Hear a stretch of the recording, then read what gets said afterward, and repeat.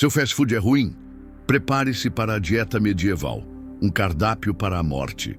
No século XXI, somos bombardeados por informações sobre o que não devemos comer. Açúcar em excesso, gorduras saturadas, alimentos processados e o ubiquitário. Fast food são frequentemente apontados como os vilões da nossa saúde, culpados por uma infinidade de males que vão da obesidade a doenças cardíacas. Reclamamos da falta de opções saudáveis, do custo da alimentação orgânica, da tentação, dos hambúrgueres e batatas fritas. Achamos que temos uma dieta horrível e que nossa vida alimentar é um verdadeiro desafio. Mas e se eu te dissesse que ao reclamar do seu combo favorito ou da praticidade de uma pizza congelada, você está desrespeitando, ou melhor, agradecendo imensamente aos seus ancestrais medievais? A sopa triste e seus ingredientes, a realidade do ensopado aguado e o que realmente cozinhava nele por dias, incluindo vermes. Depois da introdução chocante sobre o contraste entre as dietas, é hora de mergulharmos no que seria o seu prato principal diário se você vivesse na Idade Média: a famigerada sopa triste ou ensopado.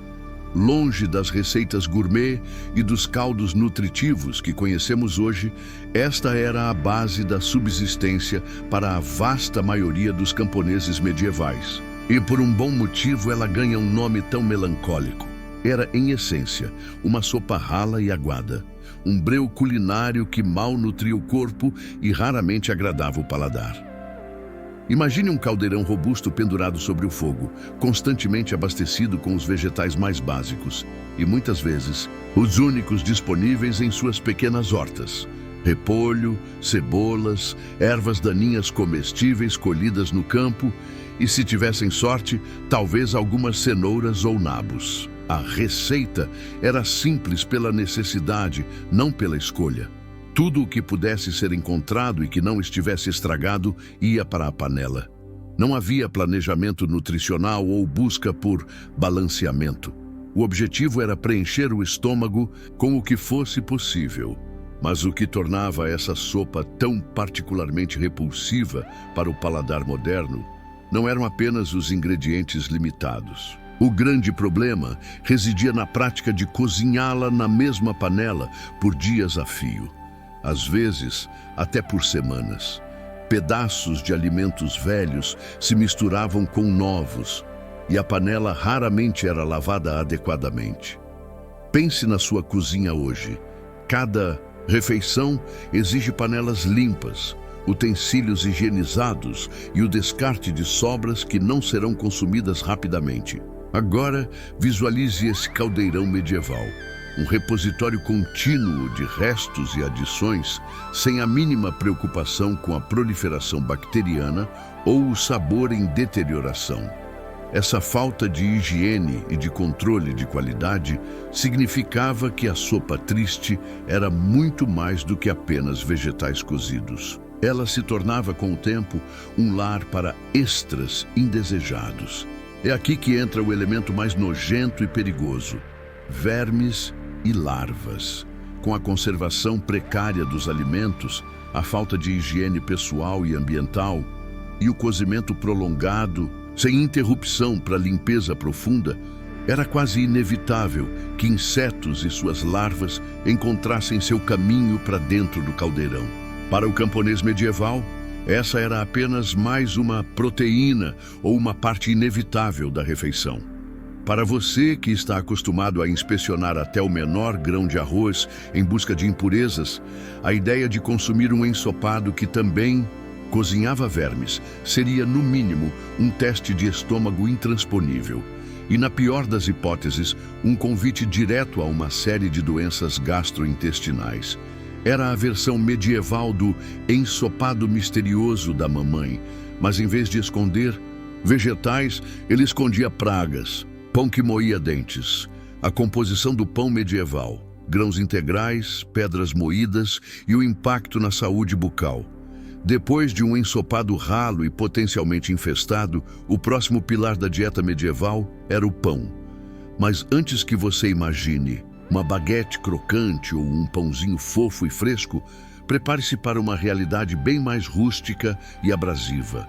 O pão medieval era uma experiência completamente diferente da que temos hoje, e ele poderia ser um verdadeiro assassino silencioso para a sua saúde bucal. Para a maioria das pessoas na Idade Média, o pão era denso, escuro e extremamente pesado. Não era a massa branca e aerada que apreciamos atualmente, resultado de farinhas altamente refinadas e processos de panificação controlados.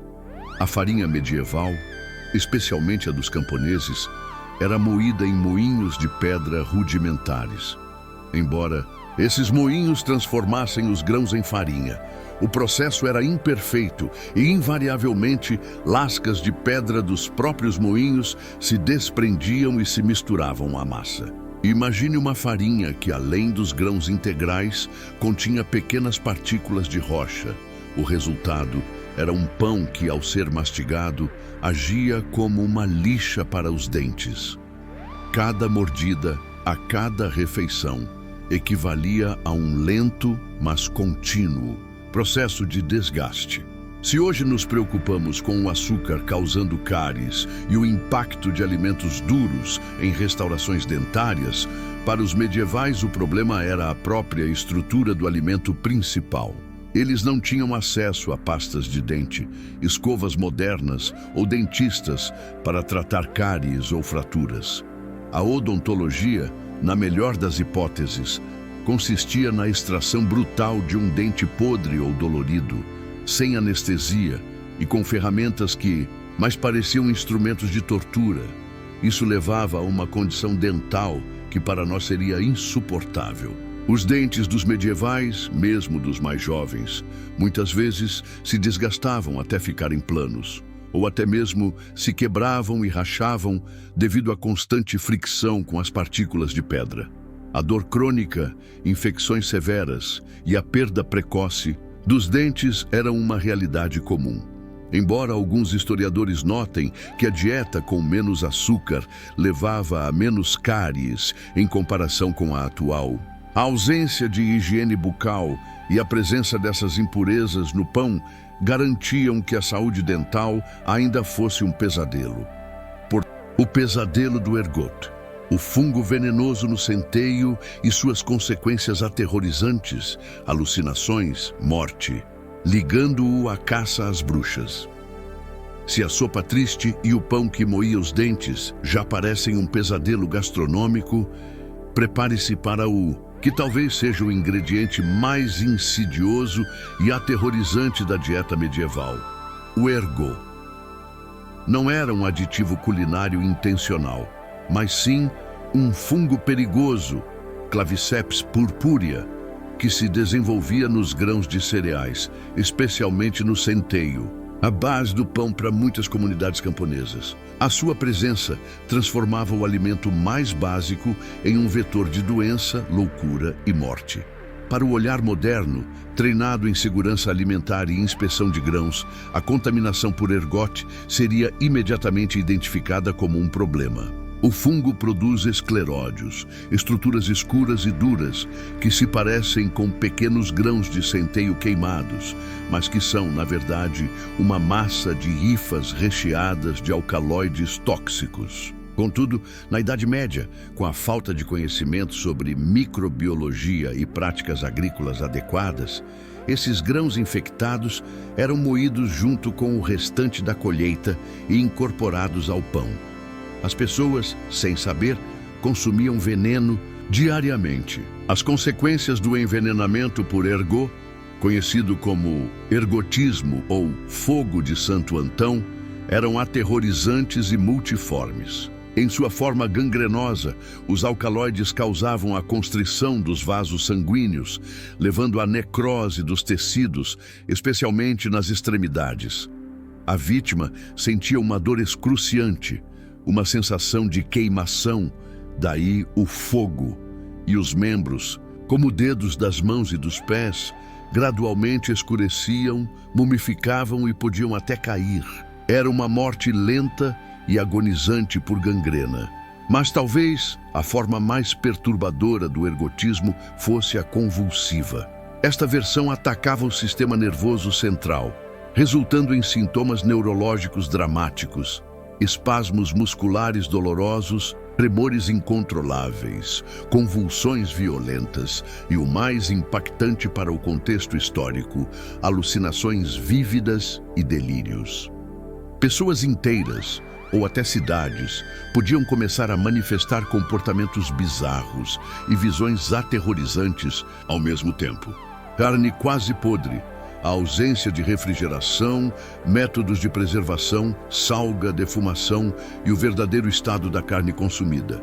Após a sopa aquosa e o pão com seus extras indesejáveis, chegamos a um dos alimentos mais cobiçados, mas também um dos mais problemáticos na dieta medieval: a carne.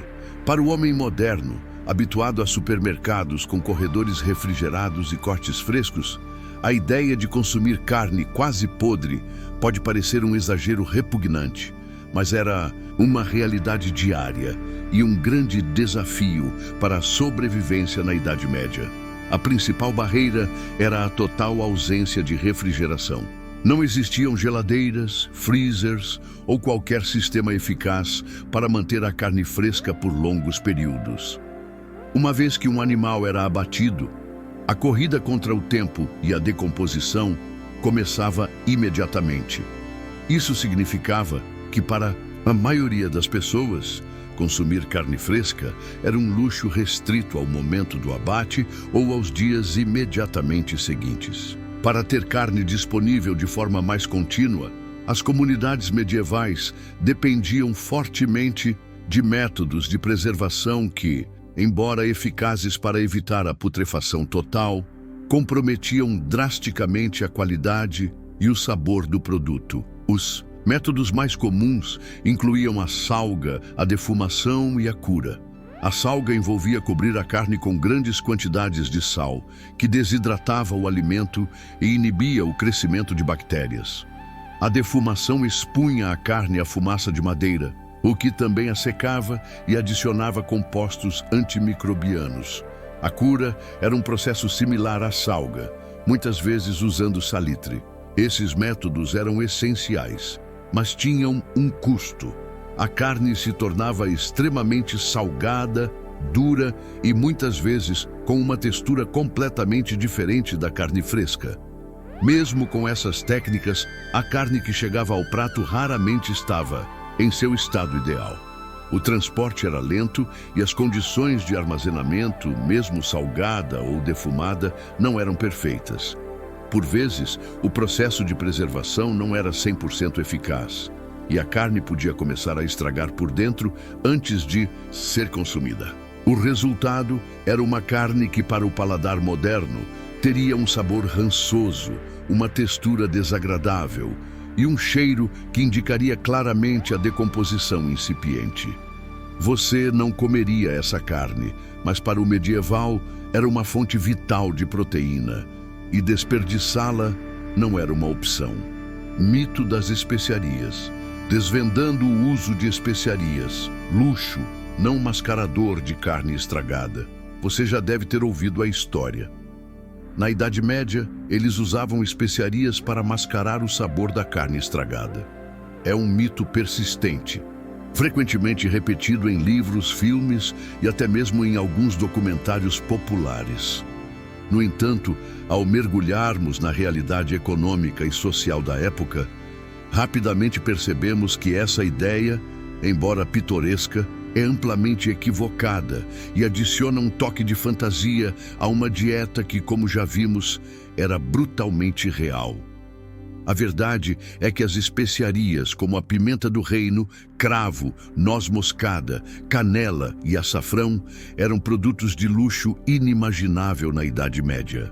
Elas vinham de terras distantes, da Ásia, da África e do Oriente Médio, e sua jornada até a Europa era longa, perigosa e controlada por uma série de intermediários, o que as tornava incrivelmente caras. O custo de um punhado de pimenta do reino Por exemplo, podia equivaler ao salário de um camponês por vários dias ou até semanas. O açafrão era tão valioso que era usado como moeda de troca. Diante desse cenário econômico, a ideia de desperdiçar essas preciosidades para cobrir o sabor de uma carne que já estava se deteriorando seria completamente absurda. Ninguém, nem mesmo os mais ricos e extravagantes senhores, jogaria seu dinheiro em algo tão ineficaz e sem sentido. As especiarias não tinham o poder mágico de reviver uma carne podre ou eliminar as bactérias que já estavam agindo. Elas eram usadas para o que realmente serviam, para adicionar sabor, aroma e cor a pratos já frescos e de alta qualidade. Eram um sinal de status, um demonstrativo de riqueza e um prazer culinário reservado para as classes mais abastadas. Água contaminada e a cerveja como salvação. A impossibilidade de beber água limpa e a dependência da cerveja fraca. 8 pintas, dia, até para crianças. No seu dia a dia moderno, a água potável é um dado adquirido.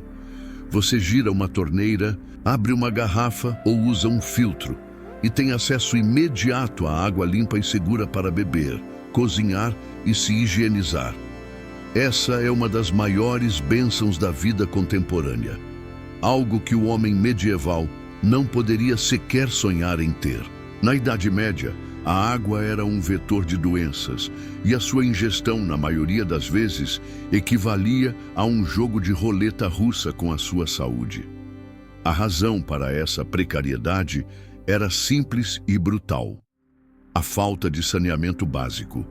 Rios e córregos, que serviam como fontes de água, eram, frequentemente, os mesmos cursos d'água onde dejetos humanos e animais eram despejados, onde resíduos de matadouros e curtumes eram descartados e onde lixo de toda a espécie se acumulava. Em cidades densamente povoadas, o esgoto a céu aberto e a falta de sistemas de drenagem eficientes garantiam que a contaminação fosse generalizada. Beber água diretamente dessas fontes era um convite direto a parasitas, bactérias e doenças que hoje tratamos com um simples antibiótico, mas que então eram sentenças de morte, como disenteria, cólera e tifo. Diante dessa realidade insalubre, a humanidade medieval desenvolveu uma solução engenhosa, ainda que surpreendente para os nossos padrões: a cerveja e, em menor grau, o vinho e o hidromel. Não estamos falando da cerveja forte e alcoólica que se consome hoje. A cerveja medieval, especialmente a pequena cerveja ou small beer, era uma versão mais fraca, com baixo teor alcoólico, muitas vezes entre 1% e 2%. Ela era produzida com cereais e, crucialmente, o processo de fervura da água durante a fermentação matava a maioria dos patógenos presentes. O álcool, mesmo em baixa concentração, também atuava como um agente antimicrobiano. Peixe do interior. O fedor e a qualidade do peixe seco ou salgado que chegava longe da costa, semanas após a pesca.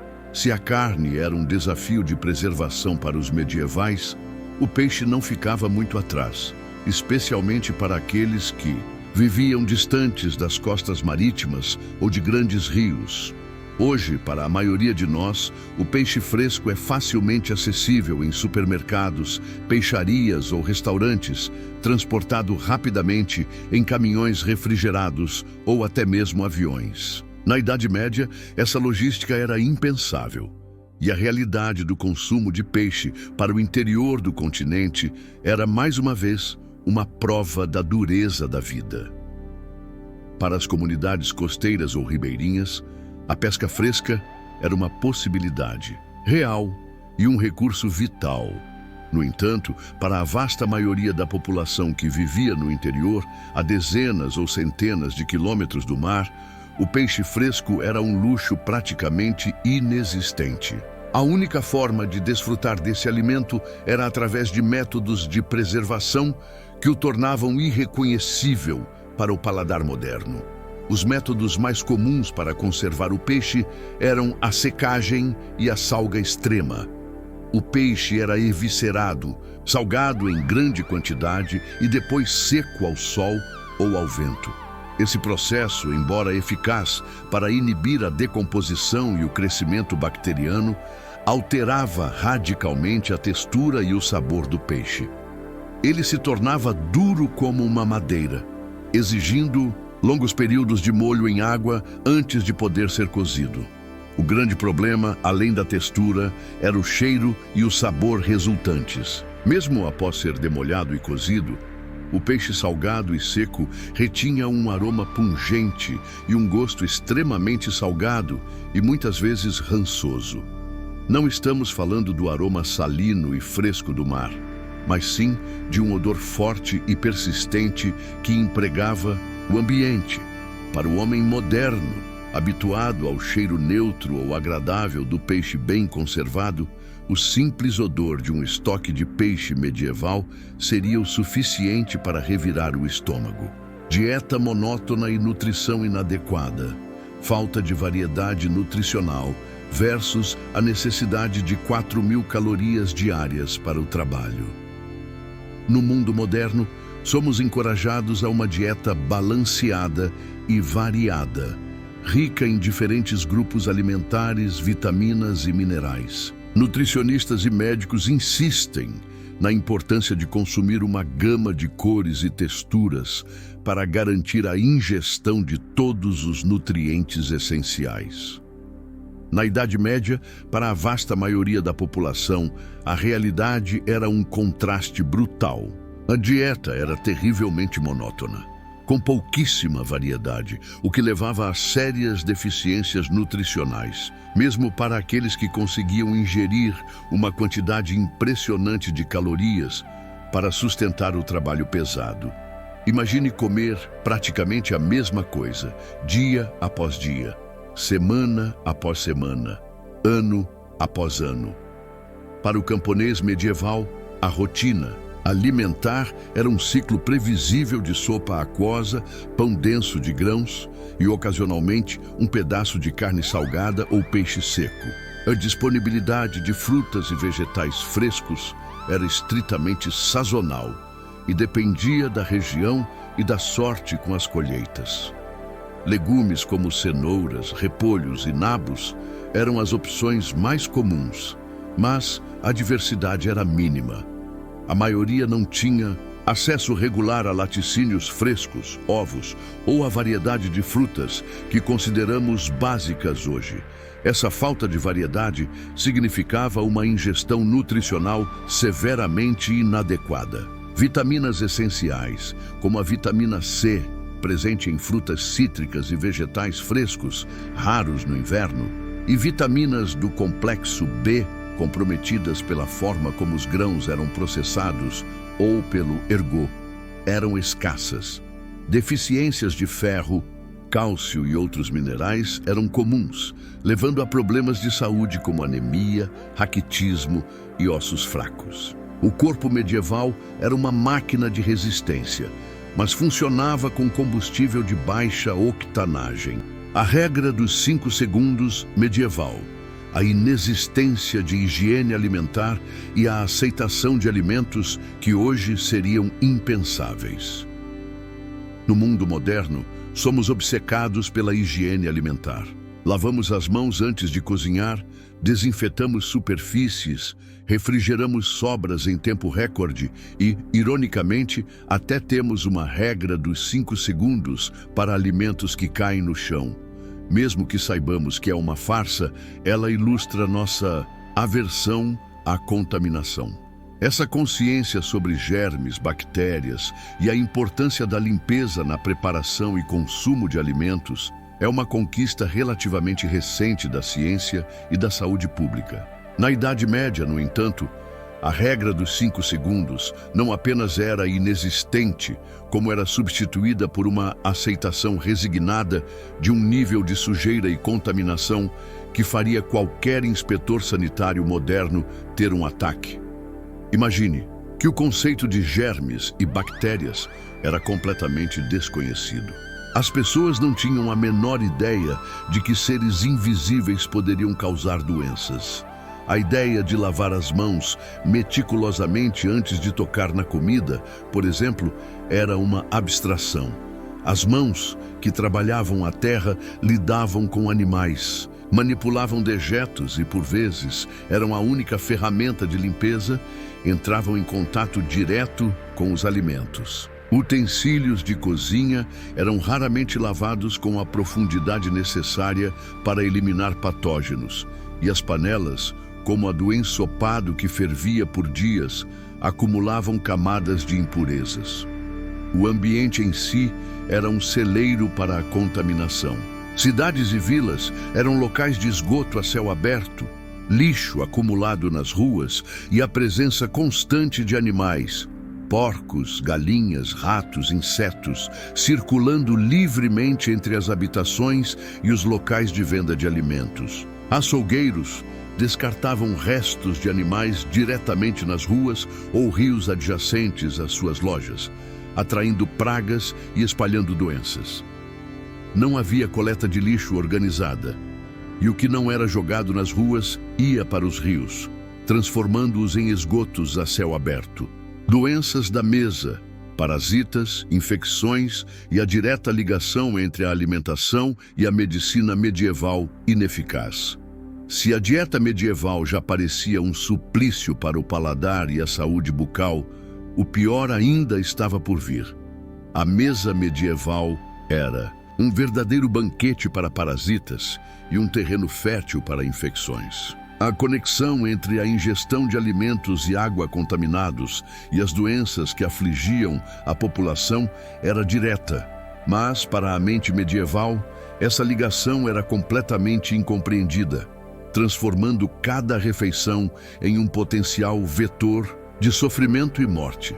Como já discutimos, a ausência de saneamento básico e higiene alimentar significava que a água estava carregada de dejetos, e a comida, mesmo a que era colhida ou preparada, estava constantemente exposta a ambientes sujos e a vetores de doenças. Isso criava um cenário perfeito para a proliferação de parasitas intestinais, como lombrigas e tênias, que eram endêmicas. A ingestão de ovos microscópicos de parasitas presentes em alimentos mal lavados, água contaminada ou carne mal cozida era inevitável.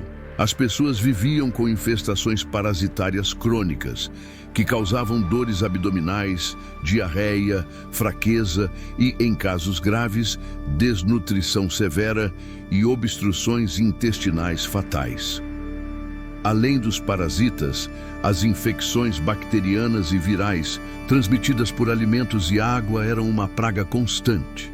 Doenças como disenteria, causada por bactérias como Shigella ou Salmonella, febre tifoide, cólera e hepatite A eram comuns e devastadoras. A falta de refrigeração e as técnicas de preservação precárias para carne e peixe significavam que muitas pessoas consumiam produtos que já estavam em processo de decomposição ou que continham bactérias patogênicas em níveis perigosos. Uma simples dor de estômago podia rapidamente escalar para uma infecção generalizada, febre alta e desidratação severa. Conclusão: um cardápio mortífero.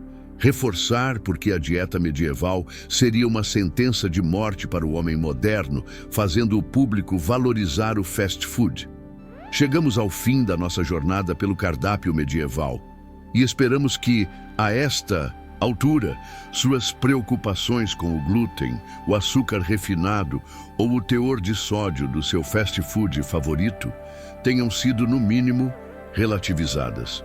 O que desvendamos não foi apenas uma curiosidade histórica, mas uma dura realidade que serve como um lembrete vívido da nossa própria sorte. E aí, gostou de viajar no tempo e desvendar os horrores do cardápio medieval? Esperamos que essa viagem tenha te feito olhar para a sua própria geladeira com outros olhos. Se você curtiu essa dose de realidade histórica e quer descobrir mais segredos sobre o passado, não se esqueça de deixar o seu like neste vídeo, se inscrever no canal para não perder nenhum conteúdo e ativar o sininho das notificações para ser avisado sempre que um novo vídeo for ao ar. Sua participação é muito importante para nós. Até a próxima!